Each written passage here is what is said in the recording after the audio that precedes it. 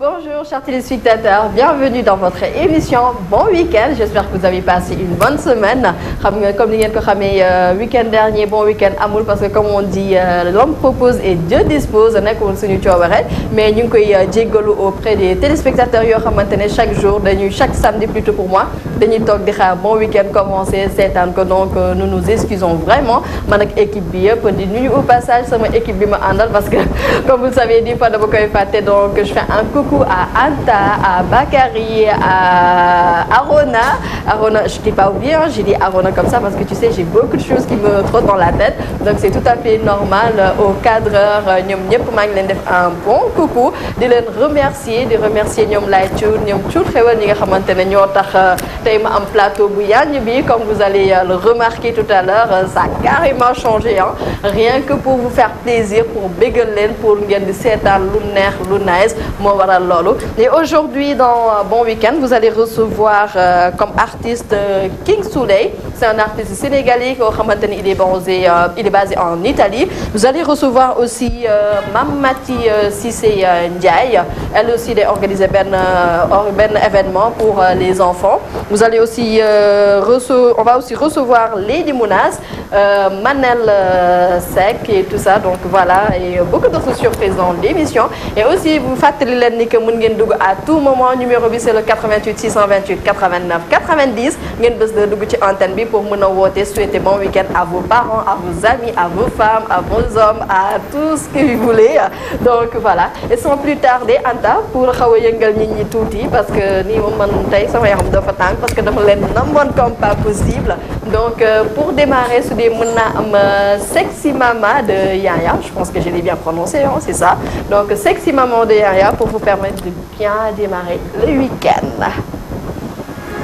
Maman, ah j'adore cette chanson Sexy Maman, comme ni ngeen ko gisee c'est vraiment sexy hein, et j'espère que vous aussi vous avez bien kiffé et que yëngal na leen tuuti pour démarrer le week-end comme je l'ai dit tantôt. Et sans plus tarder mais damay recevoir sama premier invité, il s'appelle King Souleymane ak manager am Seynabou Ndiaye, c'est ça? Ça va, le micro s'il vous plaît? Vous allez bien? Oui, ça va. Un peu plus haut? Tu es timide, toi? Ah ouais? En tant que manager ngay timide? Manager warul timide parce que yaay wàcc ci terrain bi di defante en soleil. N'est-ce pas que loolu la? C'est sûr. Alors ça va, vous allez bien? Ça va. Naka début de week-end bi, ça se passe? Ça va. Ok, super. Donc King Souley, est-ce que tu peux te présenter aux téléspectateurs yi nga xamante ne xamuñu kan mooy King Souley? Eh bien, c'est avec plaisir. Bon, Le micro, s'il vous plaît. King Souley, Souleymane la tudd Souleymane Ndoye. King Souley artiste la, rappeur. Bu fi jógee depuis 2003. Mais toujours maa ngi def sama musique. Bon, je suis basé en Italie. C'est ça. Cette année-ci dama ñibbisi avec ay affaires yu bees. Bon, sama sortie single international. D'accord. ñëw def si promotion bi quoi. En août. damay def production bi aussi au Sénégal. D'accord, donc juste rappeler que yow yaa ngi génne benn single bu tudd benn clip plutôt pour moi ici au Sénégal et au niveau international bu tudd Wait for Me mooy xaar ma. Est-ce que tu peux nous dire un peu de quoi parle ce single parce que Wait for Me xaar ma ça me rappelle un peu le clip de Youssou Ndour avec Viviane xaar ma où il parlait d'amour voilà de la patience de retard yu jigéen yi ñuy am en général donc est-ce que yow sa xaar ma bi tu peux nous parler de quoi ça parle? En fait, xarma bi c'est tout à fait différent entre yéen li nga cité sànq parce que c'est par rapport ak sama expérience de vie en tant que médiateur. Ce que j'ai vécu tous ces années-là Italie. Bon sumay xarit des gens que je connais ay cas yu ma xam. ay immigrés yu bàyyi seen jabar Sénégal. Bon ñuy toog di xaar bi metti lool doo xam sax. koo ci ne sax sa jëkkër kañ lay ñëw du la mën a wax kañ lay ñëw. am na ñu xaar 3 ans am na ñu xaar 5 ans am na ñu xaar 10 ans. et puis am na ñoo xam ne bu ñu xaaree ba pare ba waa ji ñëw souvent day ñëw indaale benn nasaraan. parfois mu naan sama sœur nga wala mu jël sax ñu gën a garaaw la dañuy jël beneen soxna si sax seen bon la quoi. waaw pour rek nëbb affaire yi te kooku toog na ay année di xaar. donc loolu moo indi xaar ma. au fait quand il parle au téléphone bu ñuy waxtaan ak seen borom kër yi nekk fële ñu naan xaar ma dinaa ñëw xaar ma. Wait for Me, c'est en anglais parce que le projet, moi je suis bien sûr rappeur, mais le projet c'est en dancehall. D'accord. Le projet, c'est quoi exactement? C'est un album ou bien c'est tout un ensemble des forums que tu vas faire ou bien c'est juste un album, un single que tu vas sortir? Non, c'est un album, mais c'est un peu plus vaste qu'un album parce que il sera accompagné avec des meetings de sensibilisation. D'accord. Des conseils que je donne à certains hommes et puis un soutien vers les femmes qui ont ces difficultés. Mais c'est un album de 14 titres. Mais actuellement, je fais que sortir le single international Wait for Me Kharma. D'accord. Au niveau international. Et à Dakar, au Sénégal, je suis là pour la promotion, mais en mois d'août, je vais le faire sortir ici aussi. Le single au mois d'août. D'accord. Donc, et vous, en tant que manager, est-ce que vous pouvez nous parler un peu de votre boulot ici, puisque moi, je suis basé en Italie, et on est manager, on est représenté. Donc, est-ce que vous pouvez nous parler un peu de lui en tant qu'artiste, que ce qu'il fait exactement? Ok, comme nous l'avons expliqué, musique, c'est juste pour sensibiliser. Musique, pour sensibiliser là. Comme single B, actuellement single B la bëgg a génne en mois d'août. Mais album la bëgg a créer après, mais single bi la bëgg a génne ndax def na album presque son yëpp pare na. Mais single am la war a génne pour bi mu DJ aux femmes. D'accord. mooy Wait for Me bi. D'accord moom la war a génne mais actuellement clip bi moom la ñuy seetaan nii clip ba nekk nii di jàll. waaw actuellement clip bi mooy jàll. D'accord ku ko réalisé bi. Iris moo ko réalisé. Magnifique. Et ça a été tourné ici au Sénégal? Ici au Sénégal. D'accord. Très beau clip. Merci. Franchement. C'est nice. Moi, j'ai préféré venir. C'est une façon d'investir. Je pouvais faire ça en Europe, on a fait Khalis Fof. J'ai préféré ñëw fii suma dëkk, utiliser techniciens yi nekk fii, utiliser programmeurs yi nekk fii. Effectivement. À l'occurrence, je travaille avec Iris, je travaille avec Mao. Parce que man loolu la sentir quoi, mënoon naa toog fële def ko yëpp, peut-être fii lay gën a yomb et cetera. Mais pour man dama war a ñëw fi participer comme loolu laa am way laa am. Effectivement. bu ma amee possibilité ñoo def production ma jël li ma xam ne moom laa ñëw jox ko ñi nga xam ne ñu ngi fii te ñu ngi liggéey quoi. man noonu c'est une façon de participer aussi au mouvement hip hop. Ouais, une très bonne parce que ñoom ñëpp ci hip hop bi lañ nekk aussi. D'accord. Donc Anta su dee mën nga ñu may ci clip bi tuuti bu baax ma seetaan ci juste un peu ma ñëw commenter waat ko ci plateau bi à tout de suite. Happy come back, wait for me. You left me, girl, wait for me. You know me like, wait for me. Don't left me, baby, wait for me. Happy come back, wait for me. You left me, girl, wait for me. You know me like, wait for me. Don't left me, girl. Who you man? Déglu ma, waxal ak man, ndax yow la am. Sama xol bi kenn ku ci kudul yow. Téléphone bi ngay coupé du yoon. Dem na ci kaw bi gis nga nasaraan bi. Dugg nga ci ngir mu génne la ci. Gaaw gaaw fàtte nga li nga bàyyi fii. Man sa waay wax ma kañ nga ñibbisi. Dem na ci kaw bi gis na nasaraan bi. Dugg na ci ngir mu génne ma ci. Waay waay fàtte ma li ma bàyyi foofu. Man sa waay.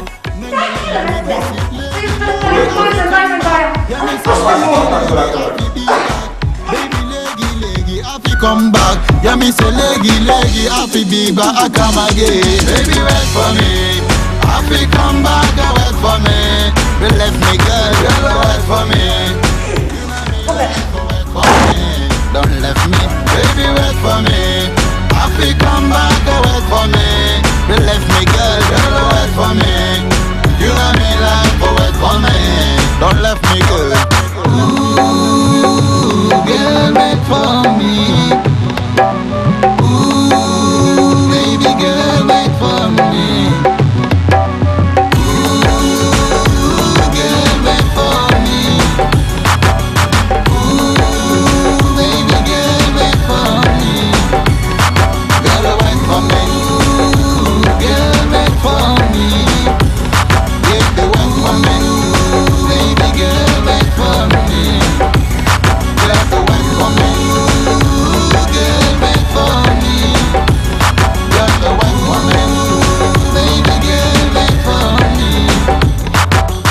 Gëm naa ne boobu bale yaa ngi toog xam naa ne boobu bale yaa ngi xaar xam naa ne sa xaar yàgg na gëm naa ne sa coono metti na waaye girl everything we write, yeah, me say girl.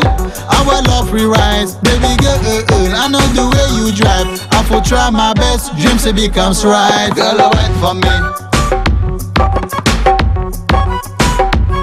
Baby, wait for me. Don't leave me, girl, wait for me. Baby, wait for me. Don't leave me, girl. Left me, girl. Left me, girl. Left me, girl. Left me, girl. Left me, girl.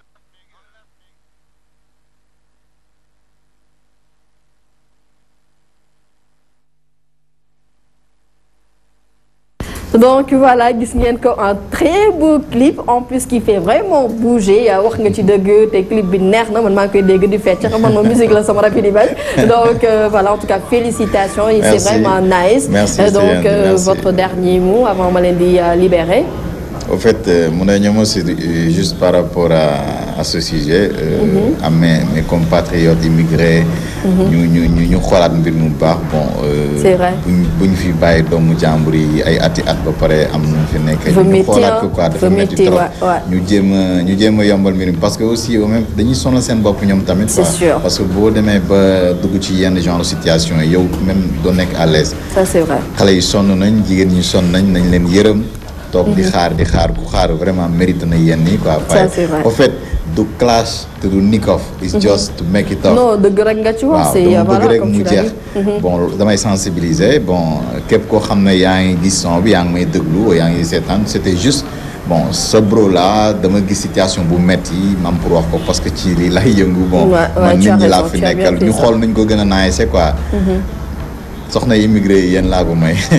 donc dédicace à toutes ces femmes yoo xamante ne seen jëkkër ñu ngi évoluer en Europe ñu toog fii di xaar c'est vrai que c'est pas évident métti na j'en profite pour leur souhaiter un bon week-end avec l'émission Bon Week-end donc voilà sur ce dama leen di remercier le fait ngeen répondre sama invitation vraiment en exclusivité là en plus sur le plateau de Bon Week-end donc manager bi aussi maa ngi lay remercier bu baax a baax et je vous accompagne avec le clip de Jennifer Lopez Anta su dee mën nga may clip Jennifer Lopez bi rek xam nga rek ma jóg fecc tuuti bu ma jël à tout de suite.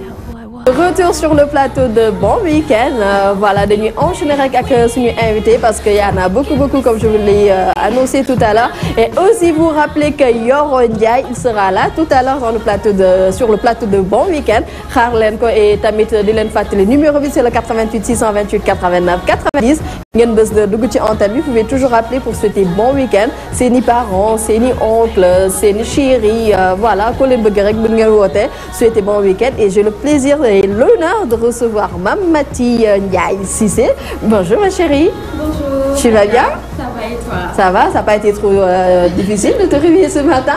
Non, ça va. Ça va? D'accord. Donc Mame Maty Cissé Ndiaye Ndiaye Cissé plutôt pour moi. Ouais, Ndiaye na sant bi gis ngeen ko de. C'est bien. Je suis d'accord avec toi. Donc Mame Maty Cissé moom c'est l'organisatrice de l'événement Kaya Walkathon. C'est ça? Walkathon. Toi tu es une anglophone non? Ma dégg anglais dégg nga. Ça va Maty? Ça va et toi? Est-ce que tu peux Ah non, c'est moi bien sûr, c'est moi. Donc est-ce que tu peux nous parler un peu de excuse-moi, je te change de micro. Tu peux prendre celui-là. Merci beaucoup. Merci à toi. Désolée, hein, comme vous savez, ce sont les aléas du direct. Voilà, je m'excuse auprès des téléspectateurs.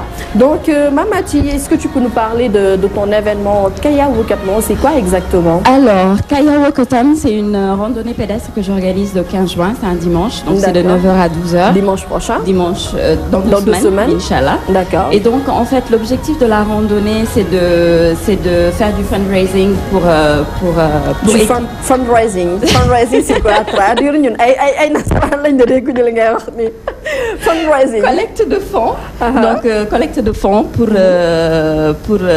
venir en aide en fait aux enfants. D'accord. Donc on a contacté l'hôpital Aristide Le Dantec parce que en fait hôpital Aristide de Dantec, il y a des enfants, ils ont le cancer, il y en a qui ont le VIH/SIDA, malnutrition. Et donc, on aimerait en fait humaniser le service, humaniser le séjour des enfants à l'hôpital. Et donc, on aimerait mettre en place un espace de jeu et de détente pour les enfants. Parce que cette maladie, c'est des maladies qui sont très lourdes. Donc, ce serait bien que Halei, en fait, nous les égayer par des jeux, nous amènent un espace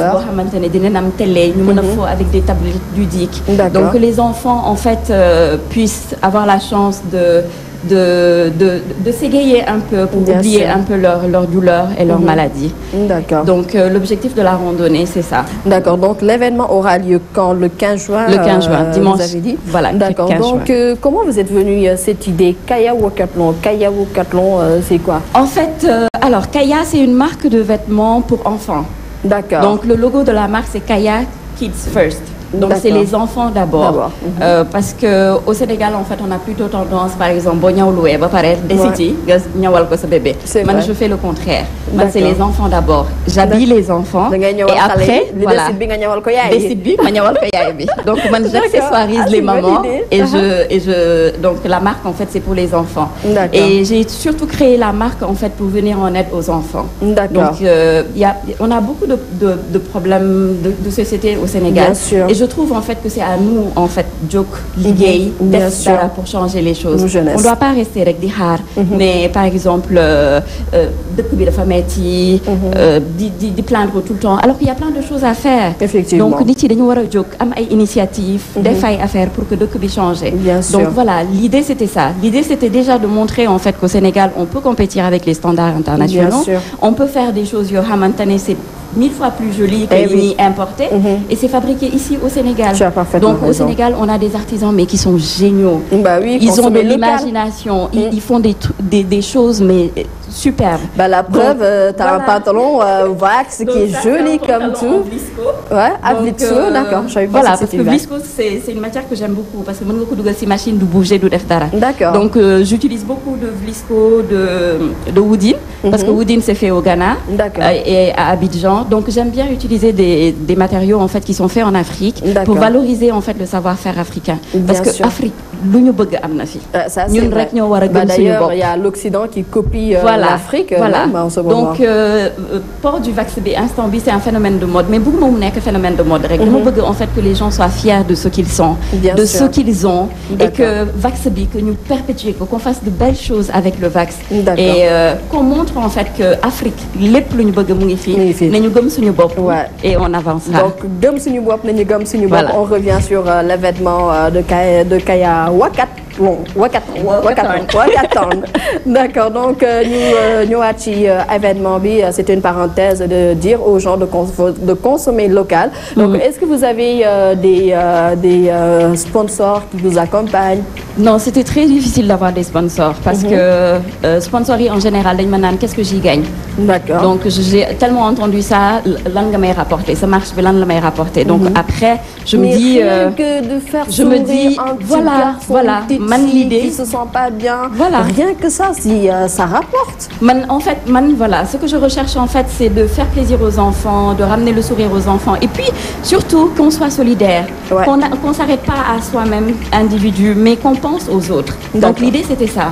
Donc, vu que j'ai eu du mal à trouver des sponsors, je me suis dit, je vais me passer des sponsors et puis je vais faire la marche. Ils vont venir, les sponsors. Tu es passé sur la Sen TV, tout le monde regarde. Donc, t'en fais pas, les sponsors vont venir parce que c'est pour une bonne cause, c'est pour une cause noble, comme on dit. C'est pour aider les enfants. Donc, et aussi, voilà, il y a des t-shirts aussi que tu oui, fais. Les t-shirts sont en vente à 2500. Donc, c'est avec la vente des t-shirts, en fait, qu'on aimerait collecter le maximum de fonds pour pouvoir soutenir l'hôpital Aristide. D'accord, et où on peut trouver les t-shirts?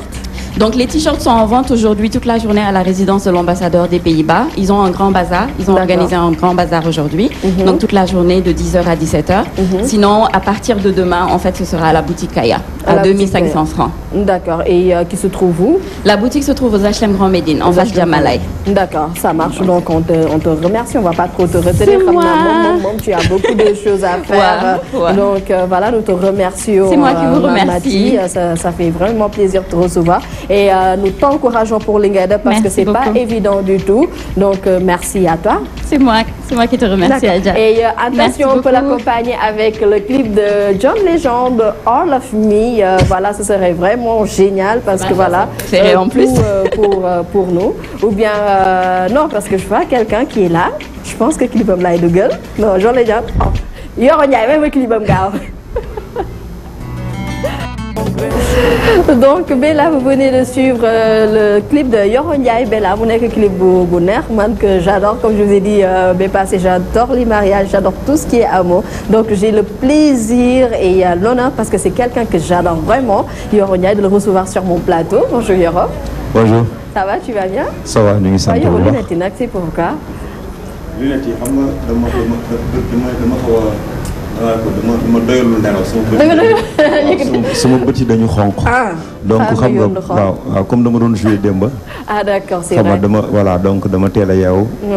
donc waaw dama xaw a ñaaw moo tax dama koy masque woo. Mais non, donc voilà, en tout cas nous te remercions d'avoir répondu à suñu invitation et tout. C'est pas évident nga jouer démb après nga xëy si fii c'est pas évident, en tout cas merci beaucoup. man maa leen di remercier maa ngi leen di remercier ci invitation bi et puis di profiter du nuyu équipe bu Sen TV bi yëpp.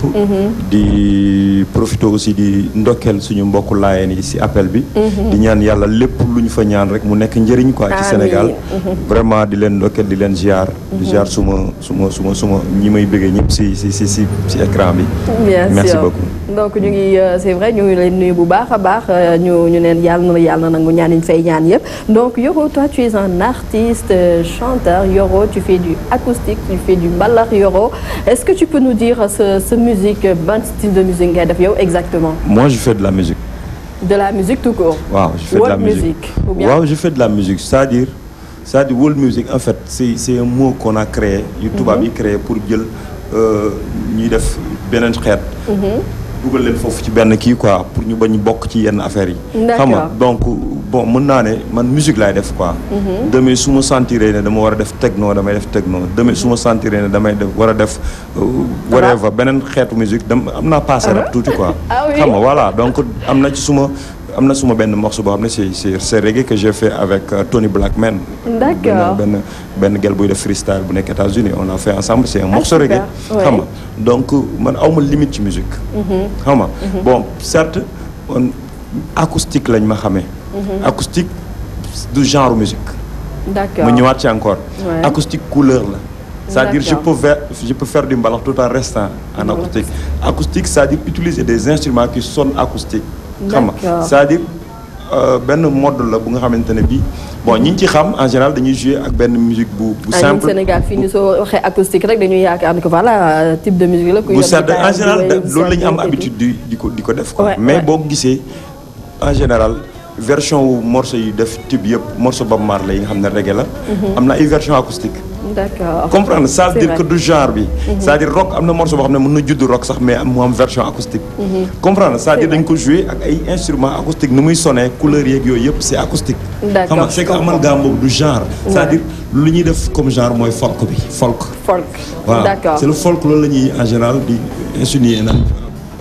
acoustique la ak yooyu quoi. mais acoustique mën nga ci mbalax mën nga ci reggae mën nga ci def lépp loo bëgg a def. D'accord. xam nga ok c'est bien précisé. souvent ñu ngi ma ciy tooñ di ma wax ne peut-être que xëy na dama jékki-jékki demoon acoustique ba mu yàgg ma ñëw ci mbalax bi. c'est vrai parce que un jour maa ngi seetaan ma puce déjà que je fais un coucou Bijou Ndiaye bu TFM mu la ci doon tooñ. donc moo tax ma bëggoon nga leeral loolu exactement. waaw en fait man ñëpp ñu ma xam. ñu ma xam ci musique. même li may mus a def nii loolu laay def.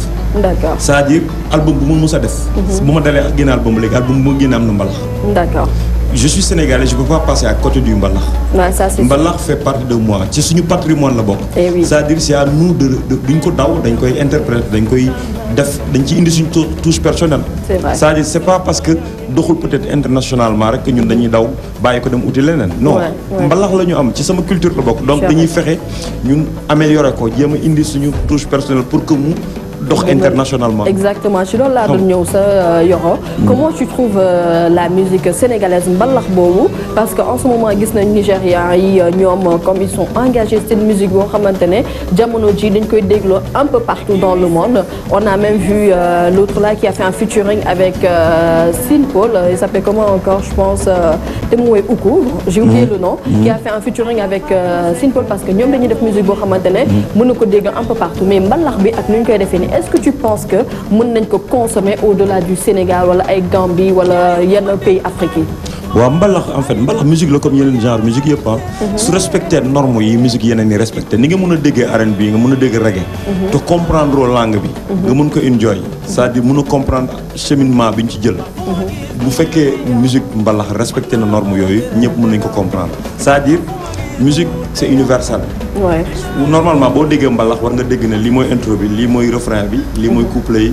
comprendre mu bu amee bridge ñu xam ne lii mooy bridge bi. c'est-à-dire c'est partout pareil dans le monde. d'accord mais donc man je comprends pas lu tax donc mbalax bi. léegi nag mënul fexe ba génn. léegi nag Sénégal ak dëkk yu ko wër quoi. léegi nag dañu bàyyi am na musique yoo xam ne mbalax yoo xamante ne bii ba léegi da ngay am envie déglu ko da ngay nostalgique. mbalax yi mais parce que boobu c'était arrangé par des professionnels ñu xam musique ñoo xamante mais n'importe qui est arrangeur n'importe qui fait n'importe quoi. léegi donc dafa xaw a bëri dafa bëri jaxasoo. ba pare dafa am beneen aspect boo xam ne ñun on a un problème de rythme. d'accord ay code la mbalax ay code la yoo xamante ne boo si bokkul doo ko mun comprendre. donc c'est à nous de nous ouvrir. xam nga jéem a ubbeeku tuuti pour que ñeneen ñu mën a comprendre am na beneen aspect boo xamante ne bi li ko téye ci la c'est un problème de marché. d'accord c'est un problème de marché je vais te dire gis nga mbalax bi. ñun su fekkoon dañu mat plus de 100 millions d'habitants.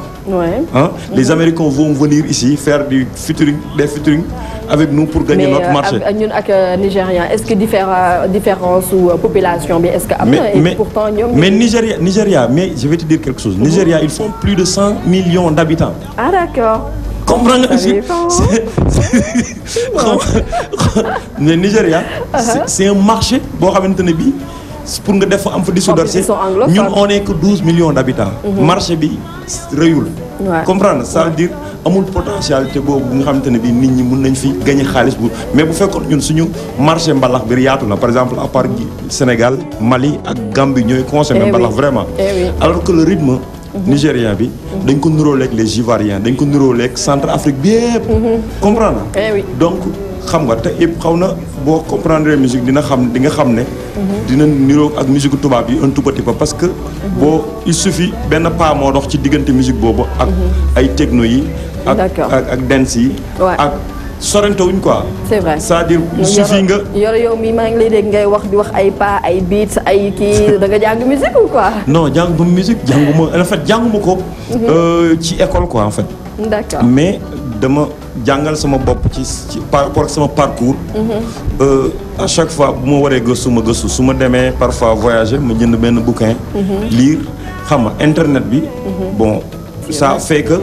ku ignorant daf la neex quoi loo bëgg a jàng mu ngi ci internet bi. d'accord loo bëgg a xam mu nga dem gëstu ko quoi. d'accord super Yoro ça fait 10 ans que yaa ngi ci milieu musical bi 10 ans de carrière et 10 ans comme on dit ça se fait tout à l'heure maa ngi lay tooñ et tout nga ne loolu lañ ci prévoir ci 10 ans de carrière ou. waaw on va célébrer ça hein, de toute façon. Grand théâtre. Grand théâtre non mais la moo tax ku jóg bëgg dem grand théâtre. nga ne. grand la moo tax ku jóg man bu fekkente ne bi. non voilà donc c'est bon c'est-à-dire xam nga en fait man li ma gis. en fait dañu yàq concept de grand théâtre quoi. c'est-à-dire boo ko jógee rek ñi ngi xalaat ndax da nga ko feesal wala doo ko feesal. alors que warul demee noonu salle de spectacle la. bu fekkente ne bi c'est adéquat par rapport ak spectacle bi nga fa war a def. que mu am 500 personnes que mu am 100 personnes parce que du ñëpp ñoo mun a am nii rek loolu du dara de. bu fekkente ne bi nit ku nekk. bu fekkente ne bi génn nga album digne de son nom. am nga 1800 places yu mun feesal grand théâtre mais c'est-à-dire il faut nga def ko moment bi nga ko war a defee. c'est-à-dire il faut pas nekk bu nga nekkee down nga bëgg a jël grand théâtre il faut nga xool moment bi nga xamante ne bi vraiment yaa ngi nekk au top nga jël ko ñu def ci accompagnement bi ci war a war communication bi ci war yëpp je crois que say sympathisants bu ñu dajee waxuma la grand théâtre mais c'est-à-dire dañu yàq esprit bi c'est-à-dire boo ko yëgee du ñu xalaat qualité bi nga fa war a def de spectacle bi de mais fees bi c'est-à-dire fii Sénégal en général soirée ba neexoon na mooy soirée ba feesoon na c'est vrai ça ne veut pas dire forcément que qualité ba mu nga fa woon. Ouais, tu as raison. Donc loolu la ñu yàqee esprit bi quoi man bu fekkente ne bii dama gis ne. suma spectacle bi mu bëgg a def. par rapport ak scène bi par rapport ak lépp décor bi. grand théâtre laa ko bëgg a def ma def ko grand théâtre bu fekkente ne bii gis naa ne. peut-être bu ma soxla woon benn salle bu ndaw nii mën naa ko def. ma def ko fi et puis mu nekk un truc intime. Effectivement, voilà, tu as donc raison. c'est une question de li nga bëgg a def quoi. Ouais, tu as raison. Donc Yor, avant de te libérer, est-ce que tu peux nous dire juste comment tu passes tes week-ends en tant qu'artiste en général avec la famille, en plus Yoro qui est polygame, donc comment nga ne ah internet bi nekk yaa ne ku bëgg a jàng dama ci internet bi laa dugg. waaw ok voilà donc maa ngi ci profité di nuyu sama soxna yi di nuyu sama famille yi ñëpp. bon malheureusement man kese maa dëkk fii à Dakar. waaw suma jabar kenn ku mu ngi Paris kenn ku mu ngi Italie. voilà donc maa ngi leen di nuyu. di nuyu sama famille bi nekk Mbacké. voilà donc man fii dama fii di dóor waar quoi man maa nekk fii. nekk ci waar bi fii waar la pour man. en quelque sorte donc week-end yi ni ma koy passe souvent damay liggéey. damay d'habitude samedi moom heure bi du ma doon teel a yeewu quoi mais xam nga liggéey bi. ak lii ñoo ànd quoi. bon week-end oblige. voilà donc souvent dañuy nelaw ba pam xaw a naaj tuuti.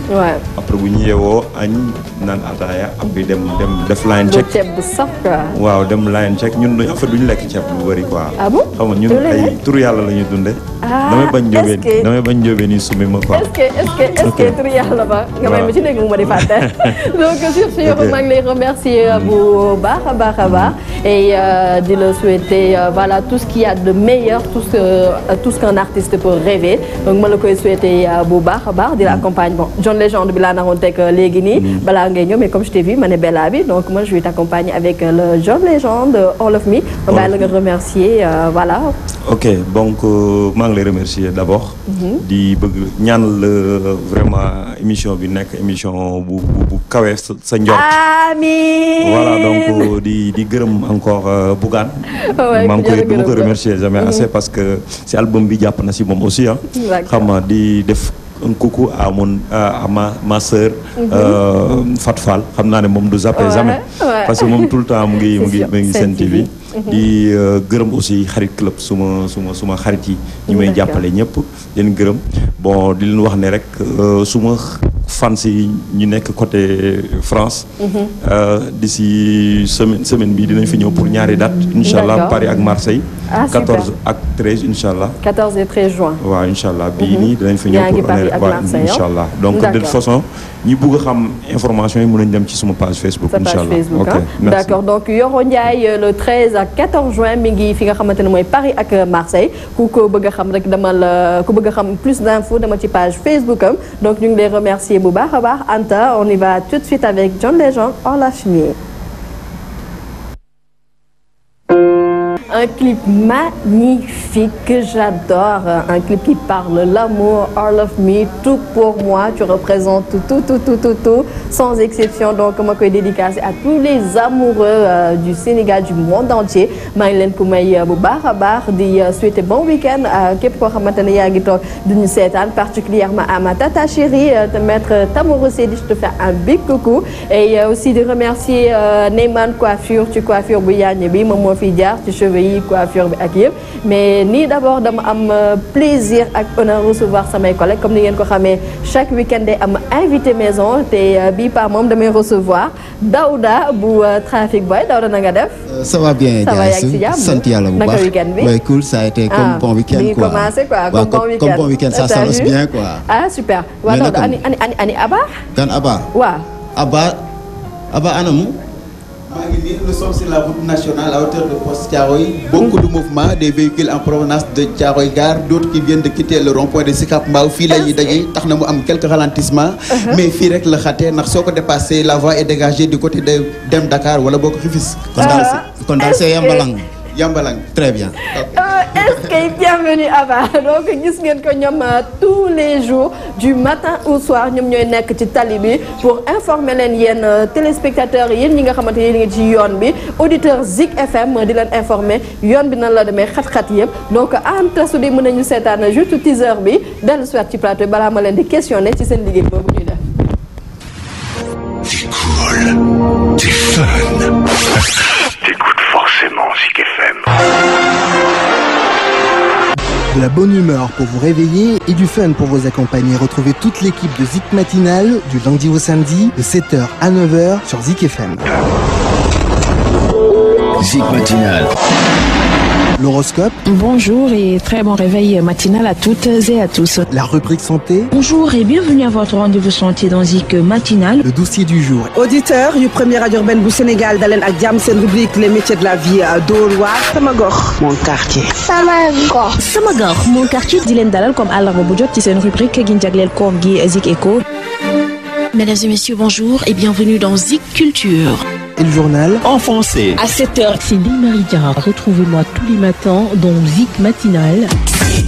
Exactement, 7h sur l'ensemble du réseau synchronisé de Zik FM. Chimère Diop, Birahim Touré. Bon réveil matinal. Actu Sport. Et nous l'accueillons, Lamine Gueye, bonjour. Bonjour Ndeye Marie, bonjour à tous. La revue de presse, Fabrice Guéma, bonjour. À toutes et à tous, bonjour. Khibari, Chiwala. Premier tout, assalamu alaikum. Traffic News. C'est une revue de presse. Donc Daouda ñu ngi la ciy gis di xool dem beeg dikk bi Daouda na nga def.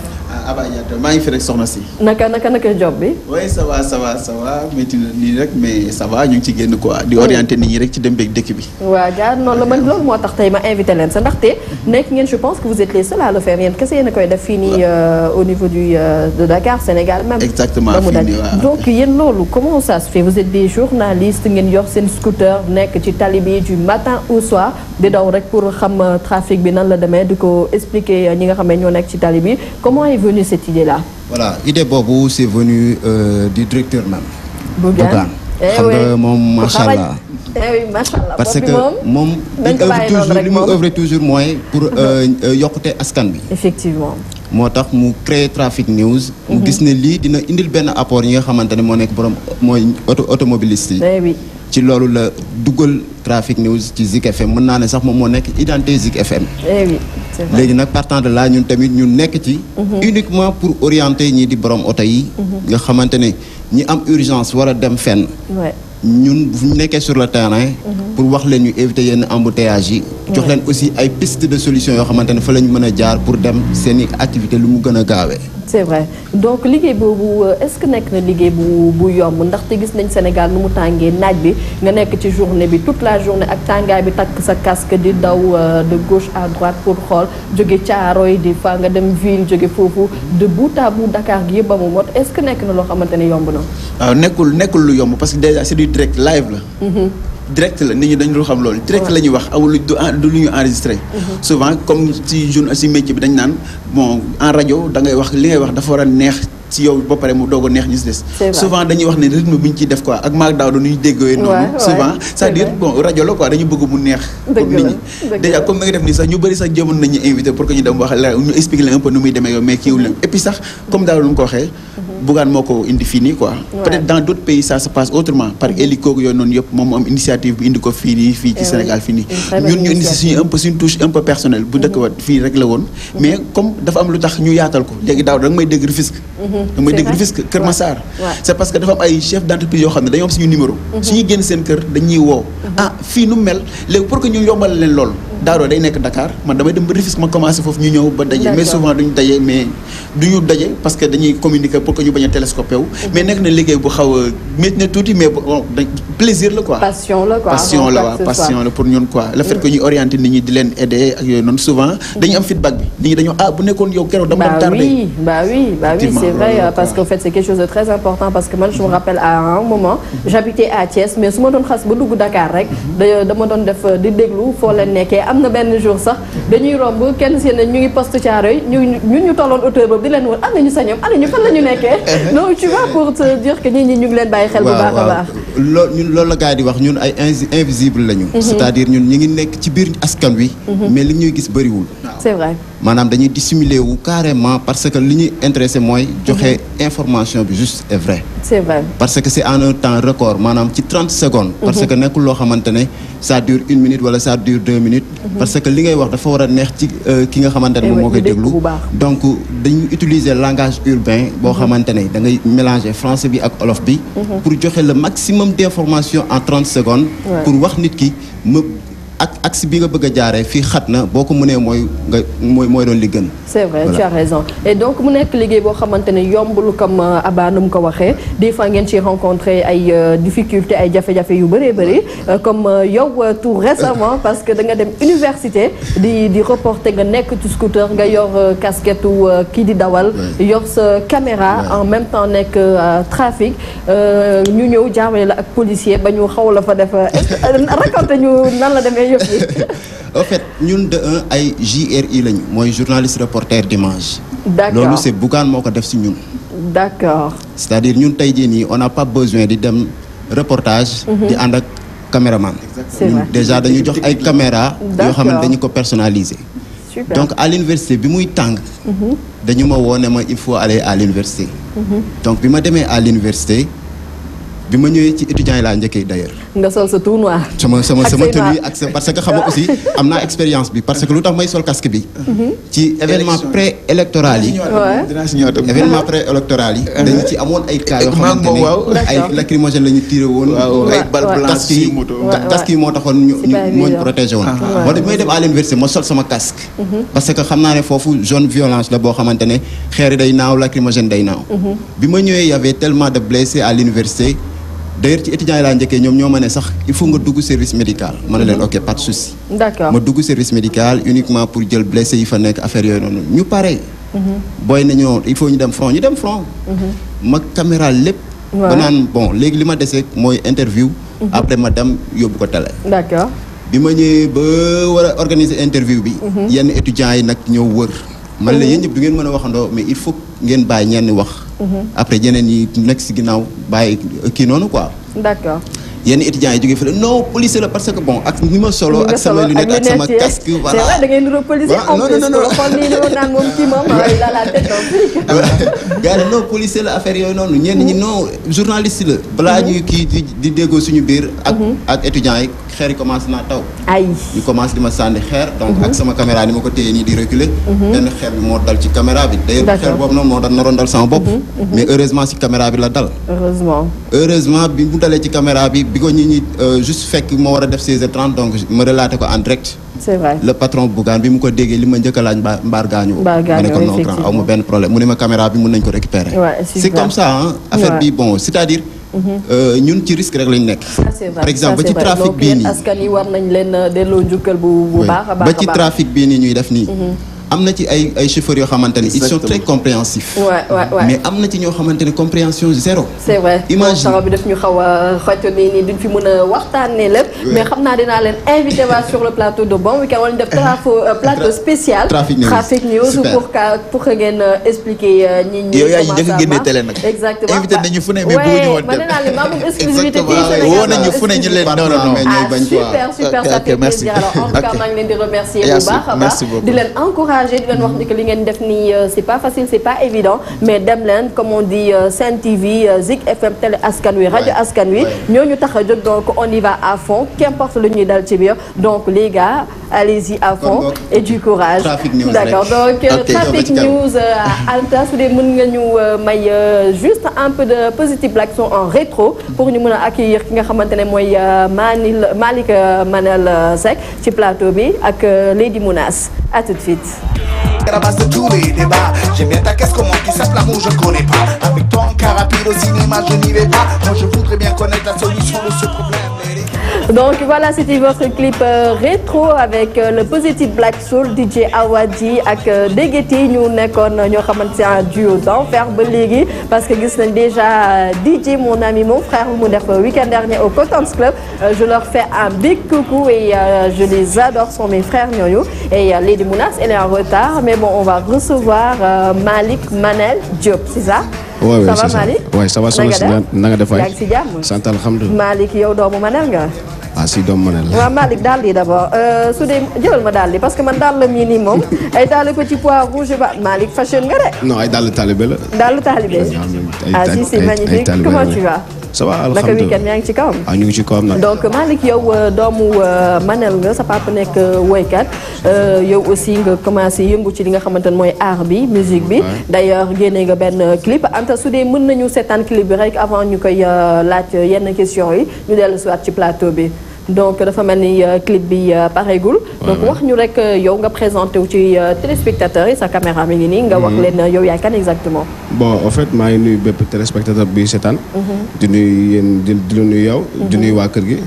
en fait man la Malick parce que doomu Manel rek doy na adresse. mais pas ay di basé wu ci ay doomu. mais loolu da ci ñam la ci da la ci jàppale quand on dit le fils de Manel ou bien. mais attends mais Manel moom dafa am tur te kenn jàppale ko. mais man pourquoi pas. mais am na tur mais yow soo ñëwee nga jàpp ci turam day gën a baax day gën a yomb. waaw xam loolu kenn mënu ko dindi doom moom kenn mënu ko direct du fen. c'est vrai. en fait Malick benn boy la bu nekk taalibe bëgg musique nag bëgg na gaa yëpp jàpp ci. d'accord. waaw parce que morceau bi boo gisee ñu dañuy soog a doon. ok c'est bon donc ñu ngi dafa mel ni clip bi pare na Anta su dee mën nañ ko seetaan rek comme ça ñu dellu soit ci plateau bi ak moom. donc voilà on me signale que dafa am quelques soucis techniques par rapport ak clip bi mais bon voilà ce clip boobu noonu lan nga ci woy Malick. en fait morceau bi ça veut dire que damay door nañ ma tête damay door. ne da ngay door. waaw d'accord. waaw loolu donc yow tu évolues en tant que musicien mbalax ngay def. ah si mais nag businessman laa quoi. businessman nga d'abord avant ngay nekk musicien. non si mais musicien laa njëkk def ko lépp parce que élève laa woon doon jàng. ok def comme gars yëpp mais après bon xam nga rek direct du fen quoi. lan moo la poussé pour nga dugg ci musique bi. passion yow rek en tant que doomu musicien. lan moo la poussé parce que xaw ma sax la moom poussé mais bëgg-bëgg la quoi. d'accord bëgg-bëgg la nekkul comme phénomène bi en ce moment voilà sama papa musicien là parce qu'on a vu avec Wally il l'a fait et ça a marché vraiment bien. Il y a aussi l'autre Ousmane Seck aussi avec son fils c'est la même chose donc dafa mel ni en ce moment dafa nekk à la mode quoi woykat yi seen doom yi di nekk ay musiciens. ah mais man nag ba ma dalee woy yàgg naa ah. parce que tout le monde Sénégal tout le monde est au courant que sama papa bëggul ma def musique. d'accord parce que ça fait depuis 2006 maa ngi woy. d'accord depuis 2006 ba léegi. mais di naxante ak moom ba léegi nag yàlla. d'accord donc en tout cas voilà nga nekk jeune talent ñu ngi lay encourager bu baax a baax di la souhaiter bonne chance di wax ni que clip baa ngi fi dinañ ko teg téléspectateur Sen TV dinañ ko seetaan nii dafa am quelques soucis rek mais bon dinañ ko teg inchallah ñu ngi lay encourager temps baa ñu xaw a xoj di la wax ni que dañ la invité soit ci bon week-end wala Blend Plateau Sen TV di nga ñëwaat voilà di la souhaiter un bon week-end et moi Anta j'en profite pour remercier ki nga xamante ne mooy Neyman coiffure ci coiffure bu nice bi gis nga cheveux yeeg teinte yeeg lépp loo leen bëgg mën ngeen ko jëlee Neyman coiffure di remercier aussi mooy les bijoux de Léa nekk fële ci Médina bague yeeg jaaro yeeg tout ça ñoom ñoo fi génn seen adresse mi ngi noonu di jàll di remercier aussi Kia Fashion et aussi Anta comme ni may tàggatoo chaque week-end ak mbokk téléspectateurs yi su dee mën nañu am juste benn vidéo gag boobu nag il s'agit de Chiki le phénomène Chiki yéen ñëpp seetaan ngeen ko quand vous étiez jeune donc Anta may ñu vidéo Chiki bi ma tàggatoo ak mbokk téléspectateurs yi may leen ñu reetaan seen xol yu fees ñu bég donc voilà je vous dis à très bientôt au week-end lundi déjà seen xewal avec Fama Thioune donc voilà bon malheureusement temps bi ne nous permet pas de seetaan vidéo gag bi on vient de me signaler mais quand même je vous adore je vous kiffe je vous love Neyman coiffure les bijoux de Léa Kia Fashion maa ngi leen di remercier bu baax a baax di souhaiter un bon week-end à tous les téléspectateurs de la Sen TV et rendez-vous lundi dans Sen Xewal avec Fama Thioune bon week-end